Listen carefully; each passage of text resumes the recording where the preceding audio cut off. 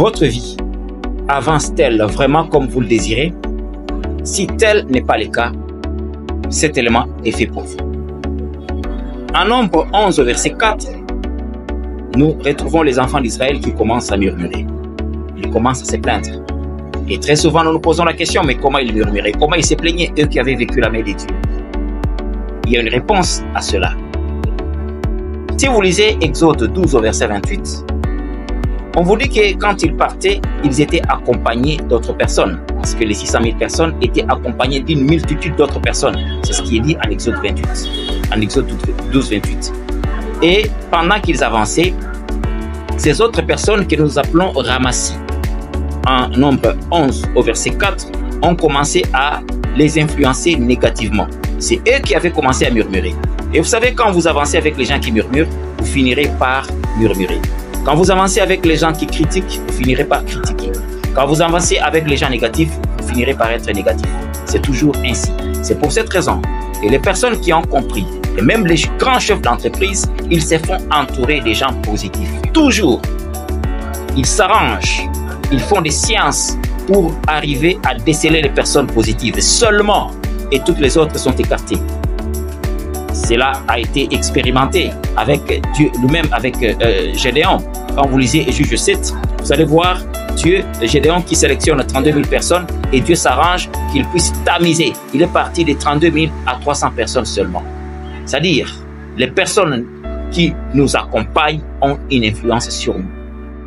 Alors, ici, il ne s'agit pas seulement de personnes qui donnent des mauvais conseils. Non, ça peut être une personne qui est sincère, mais sur sa tête, il y a une onde négative. Et cette onde va faire à ce que vous qui l'accompagnez, vous subissez des conséquences. Ça marche.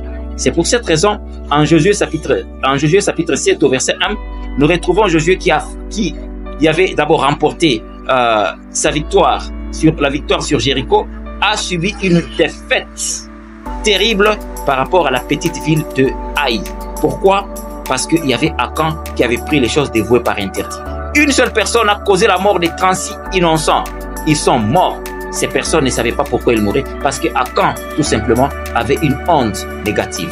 Donc, à cause d'une seule personne, beaucoup de personnes ont commencé à souffrir. Ce sont des choses que nous subissons aujourd'hui dans notre société. Alors, il faudra veiller, parce qu'on nous dit en 1 Corinthiens 15, au verset 33, que la mauvaise compagnie corrompt les bonnes mœurs. C'est-à-dire, non seulement la personne en face de vous peut être celle qui donne des mauvais conseils, mais ça peut être une personne qui donne des bons conseils, mais qui, sur sa tête, possède une onde négative, tout simplement. C'est ça son patrimoine. Et quand vous avancez avec une personne comme ça, vous allez subir beaucoup de chocs. Alors il faudra faire très attention. Par rapport à Josué, il fallait déceler, faire des séances de prière.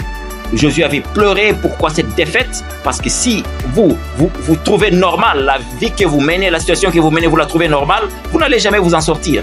La délivrance ne viendra pas. La délivrance viendra à partir du moment où vous réalisez que quelque chose ne marche pas. Vous devriez être en mesure de faire ceci ou cela, vous ne le faites pas. Vous vous arrêtez parce que Dieu a un plan avec vous. Alors, Josué avait compris ça. Il a dit non, moi je devais remporter. Mais pourquoi je ne remportais pas? Parce que quelque part à côté, il y avait Akan qui pesait. Il y avait une charge négative. Et il fallait prier. Et finalement, on l'a identifié et on l'a décelé, on l'a déraciné.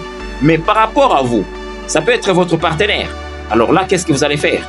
Pendant qu'on nous dit en Romains 12, 14, il faut prier pour les gens qui vous maudissent. On vous dit en Romains 12, verset 19, on vous dit à moi la vengeance. Vous, qu'est-ce que vous allez faire? Vous devez annihiler, c'est-à-dire neutraliser cet impact. C'est comme un homme qui avait sa femme.